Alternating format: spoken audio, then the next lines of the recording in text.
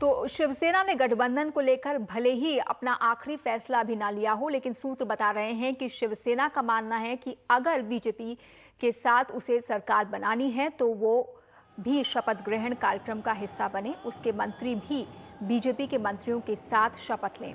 अगर बीजेपी के 6 मंत्री शपथ लेते हैं तो 3 मंत्री शिवसेना के भी बनाए जाएं। शिवसेना के नेता संजय राउत ने एनडीटीवी से कहा है कि बीजेपी से बातचीत सकारात्मक चल रही है और आज शाम तक उद्धव ठाकरे इस पर फैसला ले लेंगे।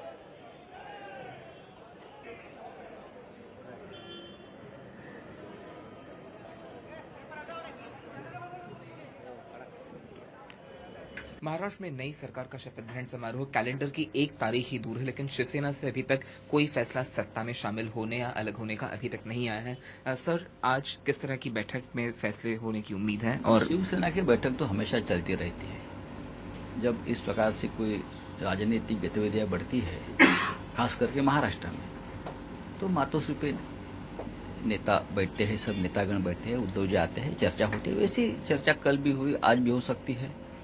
नई सरकार बनने जा रही है देवेंद्र जी के नेतृत्व में, तो हमारी उनको हमेशा की तरह हमने उनको शुभकामनाएं हमारी दी है, क्योंकि एक होनहार और यंग नेता है, विदर्भ से आए हैं, क्लीन इमेज वाले नेता है। तो हम चाहते हैं कि उनको काम करने का मौका मिले, अच्छा काम करे और महाराष्ट्र को आगे ले जाए।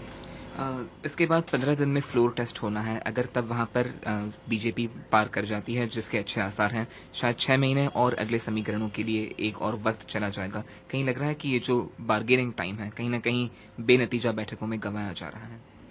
नहीं, शिवसेना कभी ब्लैकमेलिंग, बार्गेनिंग इस शब्दों पे विश्वास नहीं रखती। महाराष्ट्र की राजनीति हमेशा शिवसेना की ताकत पे, बलबूते पे चली है, चाहे हम सत्ता में हो या सत्ता में ना हो। बाला साहब ने हमें इस प्रकार की शिक्षा दी है और इस बार भी महाराष्ट्र की जनता ने किसी एक पार्टी को बहुमत नहीं दिया है। जरूर बीजेपी एक सबसे बड़ी पार्टी बनकर उभर कर सामने आई है, लेकिन शिवसेना नंबर 2 की पार्टी है और ऐसे मोड़ पे हमको रखा है जनता ने कि दोनों एक साथ आके अगर सरकार बनाती है तो एक राज्य के लिए एक स्टेबल, स्थिर सरकार बनेगी और मुख्यमंत्री भी स्थिर रहेंगे।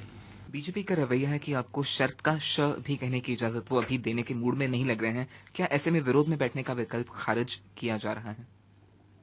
हम किसी के दरवाजे पे खड़े नहीं है, न शिवसेना के भी दरवाजे पे खड़ी रहती है। कोई जरूरत नहीं होती।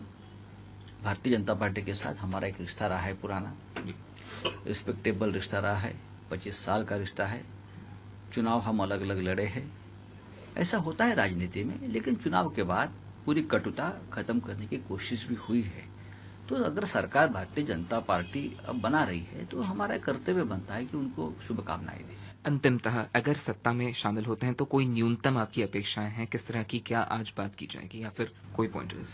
दोनों पार्टी के नेताओं में चर्चा सकारात्मक रूप से चल रही है। और शपथ ग्रहण में आपके मंत्री कल होने के आसार हैं? देखिए, आज शाम का वक्त है, शाम तक इंतजार कीजिए। उद्धव जी का जो निर्णय होगा आपको बताया जाएगा। क्या उद्धव जी खुद कल शपथ ग्रहण में शामिल होंगे? जो भी निर्णय होगा आपके पास आ जाएगा। बिल्कुल। तो एक रात का और वक्त है, कल शपथ ग्रहण समारोह में शिवसेना आती है नहीं आती है, दोनों तरह के संदेश आगे जाकर अगले 6 महीने की दिशा आने वाली सरकार के लिए तय कर सकते हैं। मुंबई से कैमरा पर्सन प्रवीण जी रोहित के साथ योगेश दामले, एनडीटीवी।